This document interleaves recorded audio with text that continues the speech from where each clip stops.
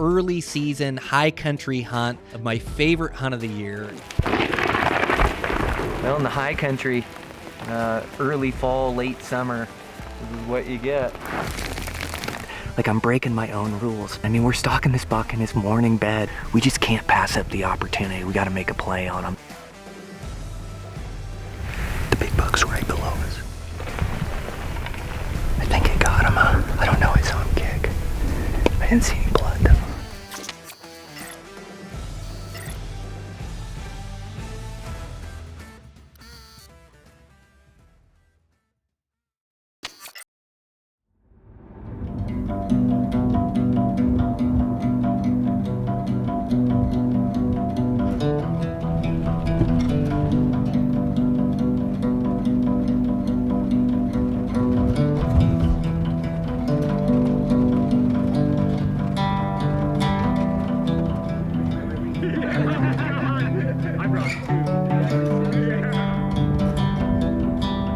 So this is the start to the 2022 season. I got my two best hunting buddies with me. I got Dan Heverin, Dylan Ness, and we're grinding. We're off trail. We got to climb 3,600 feet up to the top of this thing. So we're gonna share a base camp, and it's just so fun to like have really good buddies you can hunt with. And when they're really good hunters as well, they add to the experience and add to the opportunities, because we can get three of us going in separate directions, finding deer and then bringing that information back. And so to have two guys like this to hunt with is just awesome.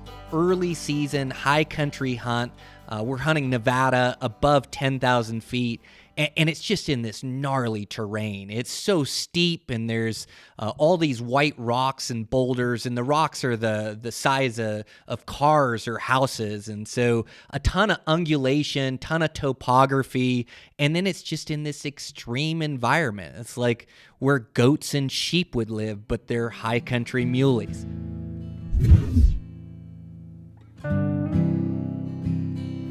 Yeah, we're at 8,200 right now.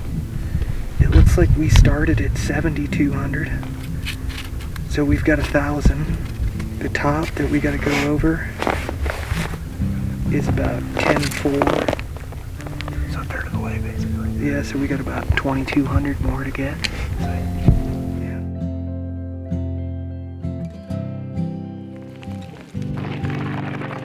Cold weather just turned a little bit colder. We had a storm roll in on us, some lightning over the ridge, and then started raining. So we're making our climb up here. We probably got half of our climb, maybe a touch more. So just got a break here and put on our jackets, ride this storm out, and then we'll keep climbing up. So hopefully this thing clears off. Not too bad. We're starting to see a few deer, which is good. Seen a few does and then saw a buck across the way. So it's a good sign. Just ride out the storm, all we can do. Well, we've just been grinding up. This is straight uphill, off trail. I know we probably have 2,700 feet of elevation. Got about another 800 feet to get here, so. It's just the final phase here, but it's not for the faint of heart. This hunting the backcountry, hunting with a backpack, everything you need for multiple days, it definitely isn't easy. But once we get in here, we'll have all our gear. We'll be up at the top of the mountain, so have good elevation, and we're seeing good numbers. So it'll be good buck hunting. We just got to keep grinding up this hill. So we'll get it. It's gonna get steep here, maybe a little technical, but no free soloing or anything like that. So we'll keep grinding up. It's been a heck of a climb up here. All off trail, just straight up, but we're just about 100 feet from the summit. Sun's setting, and got a few hundred feet to lose to our nice safe camp spot, but gonna be stoked to get into camp. We may have to take the headlamp down to camp or down to water tonight, but we're gonna be set. We're in here for a bunch of days. We got all our food, all our gear, so time to find a big buck.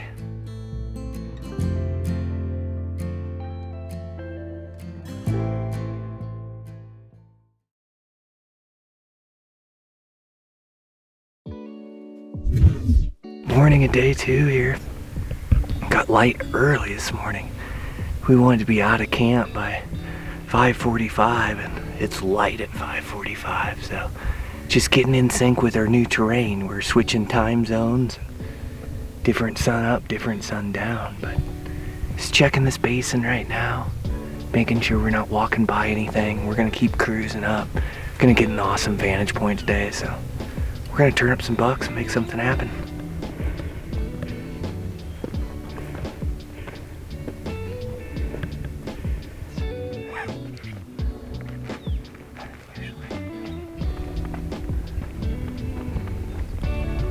There's deer. Oh, there's bucks in here. Oh, buck tracks up that trail. There's bucks in here.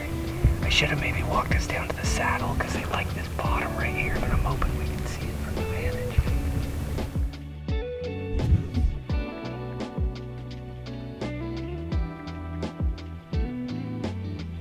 Right, so came out to the master vantage point.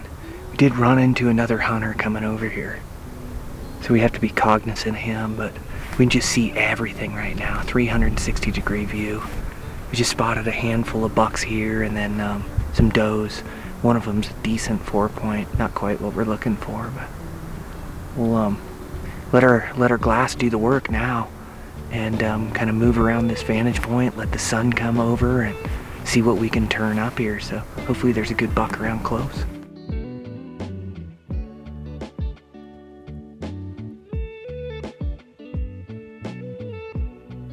Well, we definitely saw a few bucks this morning. I didn't see any giants, but saw a handful of decent bucks. There's a couple guys hunting this area, and I think they've got them kind of chased around a bit. Didn't see any in any good spots or anything like that, so we're gonna change for the afternoon. We're gonna put a couple miles on. We're actually gonna go lower.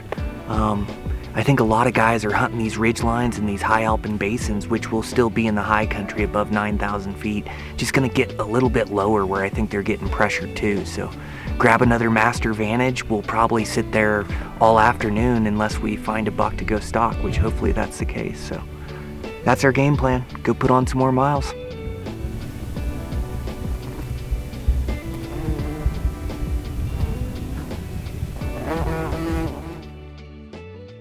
Camp is in a strategic location. So one of the reasons why this place is so good is the lack of water. So there's not any water on the top of the mountain, and I have just this little spring, and this little spring that I found back there is the only water back there. And so I strategically camp close to this water, and then it's close to 3 or 4 drainages that I like to hunt. Got this little seep of a spring. Man, it's just really hidden in here. This is the only place that comes out of the ground. If you go above this, no water. Below this, no water. So this is the lifeblood of the backcountry, is being able to get water and fill our water bottles and being able to live in here. So we sure got a good spot and a good spring, and this will keep us rolling for a handful of days.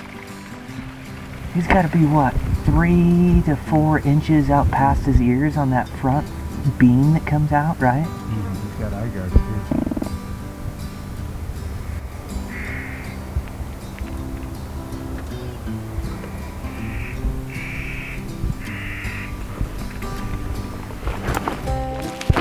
Out in the high country, early fall, late summer, this is what you get. So we got a hailstorm coming down now. Been a little bit of lightning around, but not too bad. So we'll ride it out in a safe place and let it clear, and then hopefully we can find a buck.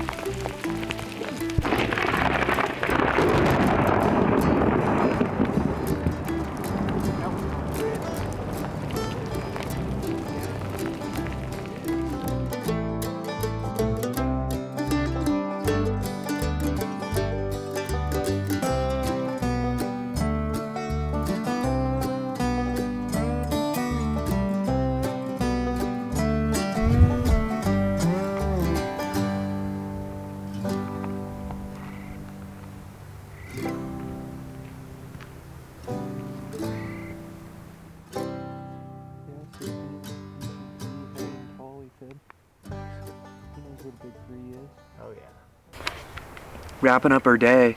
It's an awesome day. We saw over 20 bucks today. This vantage point was clutch. Saw a bunch of bucks, a couple that we're interested in. One that's a for sure shooter. He had like great big backs, not much for fronts, but really heavy, big belly, big older deer. So we'll definitely be interested in that one. Just no way to get to him. Couple canyons over and a canyon up. So we'll hike back to camp. We got maybe an hour left back to camp there and climb back up. Start again tomorrow. But good day of mule deer hunting. I mean, it just it doesn't get any better. Just the wildest country, and saw quite a few mule deer, and this is what we've been waiting all year for. So pretty good stuff.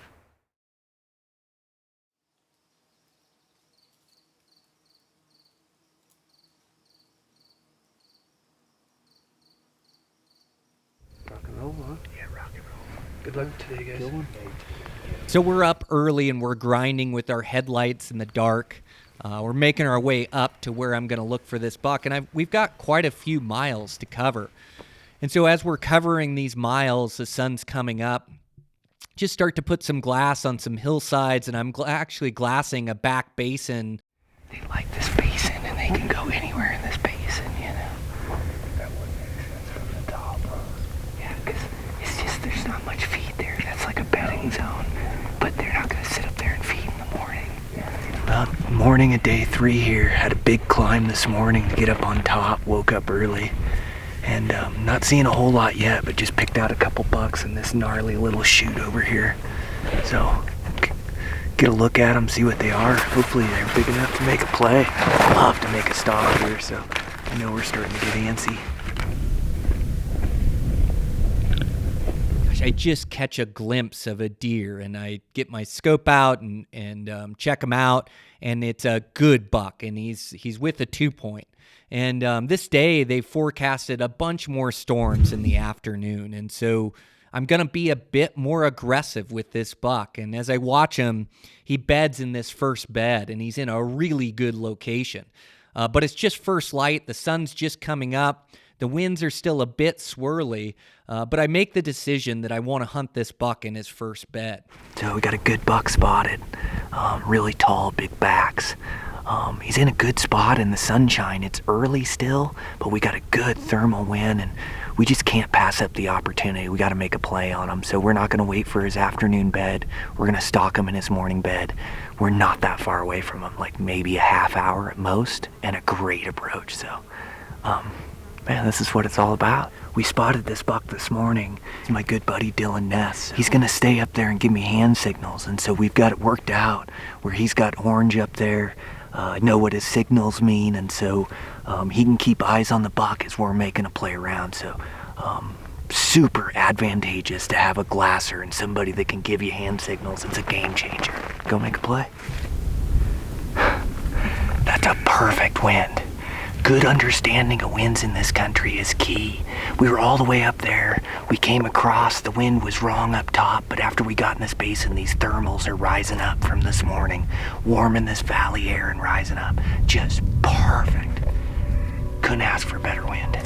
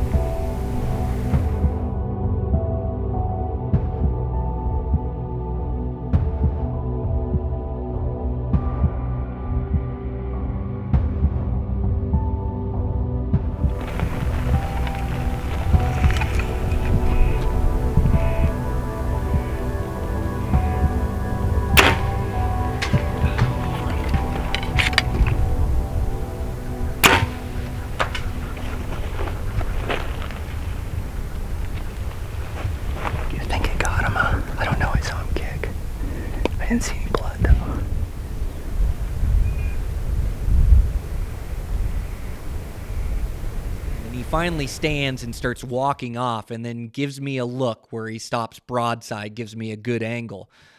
Execute a good shot. Buck takes a couple steps or a couple hops out of there and stops again.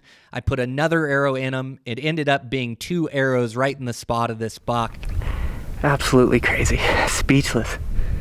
Oh, man. Oh, we crushed that buck with a good arrow. Snuck into range in his bed, just classic high country mule deer. We were slipping around, and he was actually lower than we thought. He had got up and changed beds. And so we readjusted down the ridge. I mean, just this perfect wind. I mean, we're stalking this buck in his morning bed like I'm breaking my own rules, but I just knew what this wind was going to be doing. It was perfect. We sat there. It seemed like an hour. It was probably 20 minutes, but waiting for him to stand, and gave us a good shot, put a perfect arrow in him. It means so much to me on these extreme hunts and these extreme environments to be able to challenge my skills and challenge myself both physically and mentally on these hunts to try to get in within a stone's throw of these mature bucks. Means the world to me. And then to execute a good shot and put this buck down, it was just absolutely incredible. Absolutely thrilling. As good as it gets. Got big heavy sucker. Big heavy sucker. Oh man. This is what bow hunting's all about. Good high country buck. Big, tall, heavy sucker. I'm stoked to get him out of this rugged range like this and make a good shot, good quick clean kill on him. Man, that's just it. I just love hunting this extreme country, and to get to share this with my buddies. Had my buddy Dylan was flagging for me up on the hill up there, and hand signals. We spotted this buck this morning, and 3 hours later here we are. Finally stood up and gave us a shot. But nice heavy older deer. He's got a giant body for this range. This is just amazing. It's just such an adventure up here. So we'll snap a couple pictures and get him taken care of and get this meat down to a cooler and cooled off on ice, and we'll be sitting good. Processing this buck and get him opened up and figure out, I thought I had missed him the first shot. I'd hit high, but I actually got him right here coming down through him and got him here on the second shot. So got this buck with 2 arrows, which is a good thing.